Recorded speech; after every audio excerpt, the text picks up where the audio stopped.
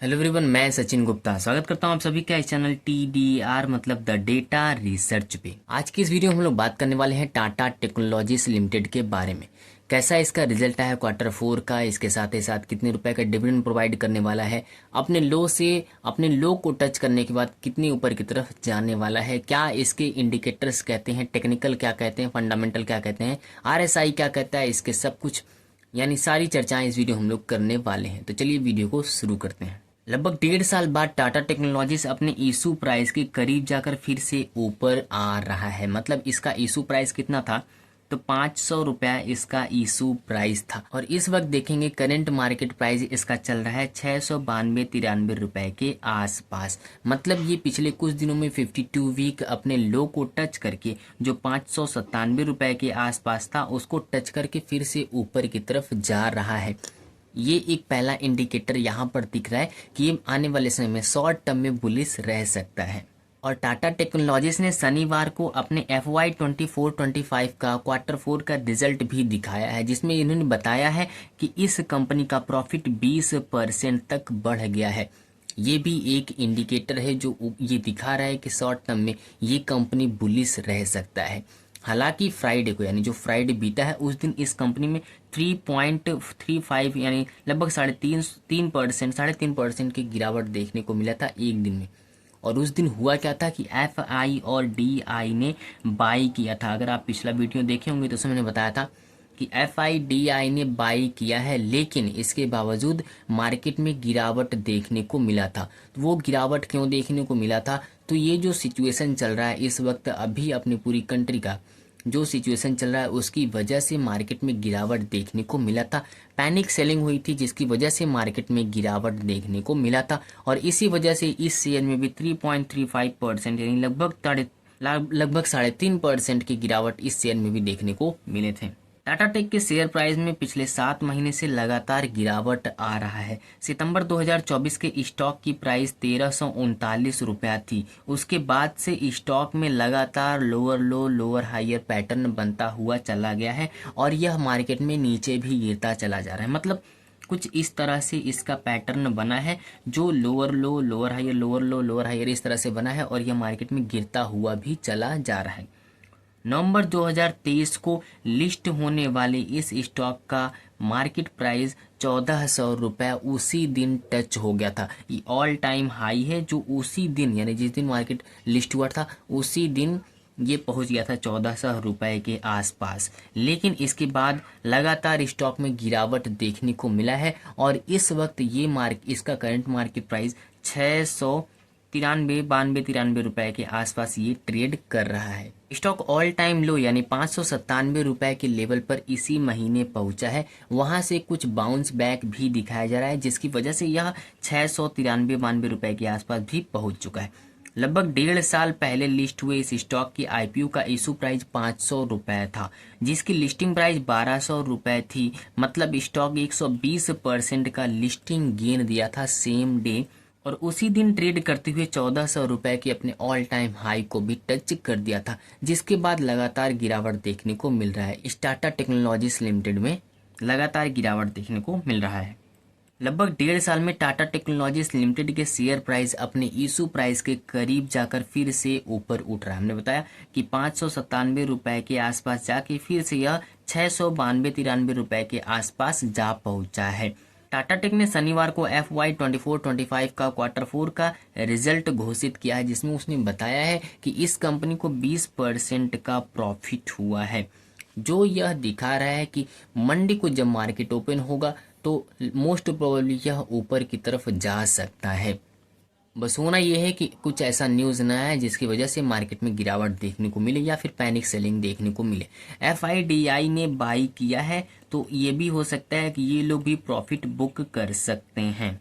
लेकिन अगर ऐसा कुछ नहीं होता है तो मार्केट में इसके करंट मार्केट प्राइस में फिर से इजाफा देखने को मिल सकता है। मतलब ऊपर की तरफ जाता हुआ यह प्राइस दिख सकता है। तो चलिए इस स्टॉक की करंट मार्केट प्राइस और की मैट्रिक्स को भी देखते हैं। तो इसका करंट मार्केट प्राइस चल रहा है 693 रुपया 20 पैसे पर। पिछले दिन यानी फ्राइडे के दिन यह 3.35% का एक दिन में लॉस दिया था, मतलब माइनस में रिटर्न दिया था। ये माइनस में इतना ज़्यादा रिटर्न क्यों दिया था, इसके पीछे की वजह है वही पैनिक सेलिंग। एफआईडीआई ने बाई ज़रूर किया है, लेकिन पैनिक सेलिंग होने की वजह से -3.35 का रिटर्न दिया है। की मैट्रिक्स की बात कर लें तो इसका पी रेशियो 43.58 का है, जबकि ईपीएस अर्निंग पर शेयर 15.91 का है। मार्केट कैप की बात करें तो 28,120.94 करोड़ रुपए का अच्छा खासा मार्केट कैप भी है। मार्केट कैप रैंकिंग 15th है, जबकि पीबी रेशियो इसका 9.03 का है। डिविडेंड भी अपने शेयर होल्डर्स को प्रोवाइड करता है, 1.45% का डिविडेंड यील्ड प्रोवाइड करता है अपने शेयर होल्डर्स को। फेस वैल्यू की बात करें तो ₹2 इसका फेस वैल्यू चल रहा है। 52 वीक हाई की बात करें तो 1136 रुपया इसका 52 वीक हाई रह चुका है, जबकि 52 week low 597 rupees 52 week low रह चुका है।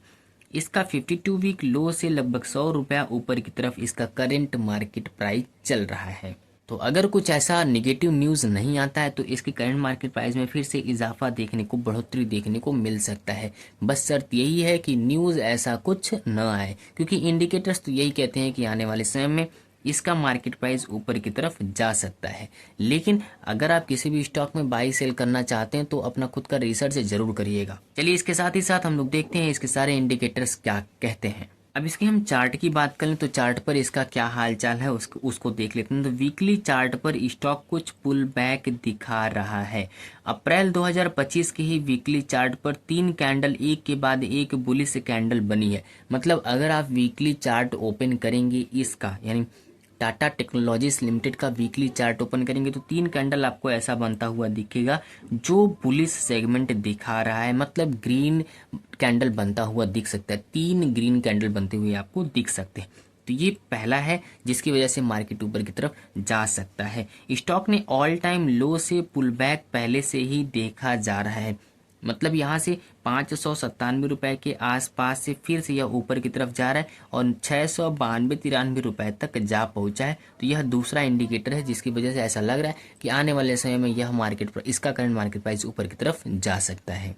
और उसके साथ ही साथ तीसरा रीजन ये है कि इसका नेट प्रॉफिट Q4 का ऊपर गया है, मतलब 20% की बढ़ोतरी देखने को मिला है, जो यह भी दिखा रहा है कि इस शेयर में आने वाले समय में मोमेंटम देखने को मिल सकता है और यह ऊपर की तरफ भी जा सकता है। और फोर्थ रीजन की बात कर लें तो डेली चार्ट पर इस स्टॉक का RSI 35 दिखा रहा है। मतलब ये ओवरसोल्ड जोन में है, ओवरसोल्ड जोन में है। तो ये फोर्थ इंडिकेटर हो गया। मतलब हम ऐसे 4 इंडिकेटर के बारे में बात कर लें जो यह दिखा रहा है कि ये स्टॉक आने वाले समय में ऊपर की तरफ जा सकता है। पहला इसका वीकली चार्ट हो गया, दूसरा इसका RSI हो गया, तीसरा इसका हो गया नेट प्रॉफिट और चौथा इसका हो गया अपने 52 वीक लो से ऊपर की तरफ जा रहा है। ऐसा पैटर्न बना रहा है ये स्टॉक। इसकी वजह से 4 ऐसे रीजन हैं जिसकी वजह से यह मार्केट में ऊपर की तरफ जा सकता है। अब इसके तिमाही नतीजे की बात कर लेते हैं तो टाटा टेक्नोलॉजीज ने शुक्रवार को मार्च तिमाही में अपने कंसोलिडेट नेट प्रॉफिट में 20% का इजाफा दर्ज किया है, जो पिछले वर्ष की समान तिमाही की 157 करोड़ रुपए के मुकाबले 189 करोड़ रुपीस है। कंपनी ने Q4 FY25 का राजस्व 1286 करोड़ रुपया दर्ज किया है, जो पिछले वित्त वर्ष की इसी तिमाही से 1301 करोड़ रुपए से 1.2% कम भी है।